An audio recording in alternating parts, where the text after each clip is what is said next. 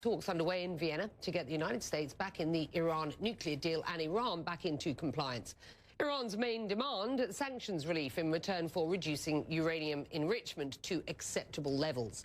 The US says no concessions before compliance. Nick Robertson, with how we got to this point and what could happen next. 2015, the Iran nuclear deal, the JCPOA, is signed, lengthening Iran's breakout timeline to making a nuclear bomb to a year. The United States will withdraw. 2018, President Trump unilaterally pulls out, ratchets up rhetoric and sanctions. Iran responds, incrementally breaking the terms of the deal. February 19th, 2021, President Joe Biden's administration reverses Trump's JPOA decision. We said we're prepared to re-engage in negotiations with the P5+1.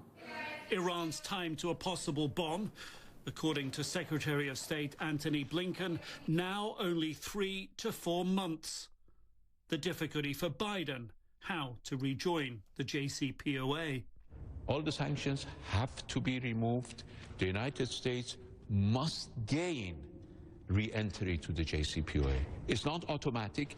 It's not a revolving door. Since Trump pulled out, Iran began flouting the deal, shortening the potential time to make a bomb, producing more than 13 times the agreed 300-kilogram limit of low-enriched uranium, using illegal centrifuges to enrich uranium to a level higher than allowed by the 2015 deal, and lots more, even refusing the world's nuclear watchdog, the International Atomic Energy Agency, IAEA's inspectors, access to some sites. Its director flies to Tehran. We got a reasonable result after what was a very, very intensive consultation, negotiation. Iran dodges censure, but U.S. entry to the JCPOA is still blocked. We said we would attend. Iran so far has said no. I think the ball is in their court to see if they're serious about re-engaging or not. Almost a month later, a small breakthrough, a virtual JCPOA meet, minus the U.S. The step brings face-to-face talks in Vienna, April 6th, with U.S. representatives in the city, but not at the talks table. Iran's position still unchanged, adding no Iran-U.S. meeting. Unnecessary. Even so, U.S. Special Envoy for Iran, Robert Malley, will be in Vienna. What is happening in the coming days is really focused on, indirect talks that are happening through the Europeans. No breakthrough expected. Iran now closer to having a bomb and holding out for U.S. concessions. Nick Robertson, CNN, London. Well, joining us now is Mohammad Morandi, who's a political analyst and professor at the University of Tehran, who is well versed in the Iranian nuclear deal. It's good to have you, sir. Iran says it will curb its nuclear activity only if all U.S. sanctions are lifted immediately. That's not going to happen. Whether or not Joe Biden wants to do that, he is unlikely to get congressional support for any action like that. So it's not going to happen. Is there potential for a softening in that demand from Tehran? No, absolutely not. The Iranians have signed a deal, the JCPOA, and the United States has obligations, and the Iranians have obligations. If the United States does not want to carry out its obligations, then it can't expect Iran to carry out its obligations. It's not a one-sided deal.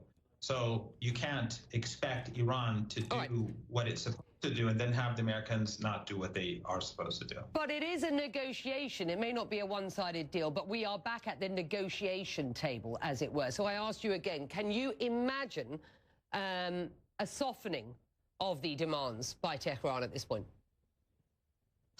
No, because this is not a negotiation. The nuclear deal is in place. Iran will not accept any changes. Any changes to the deal will be appeasement, and the Iranians are not going to accept appeasing the United States.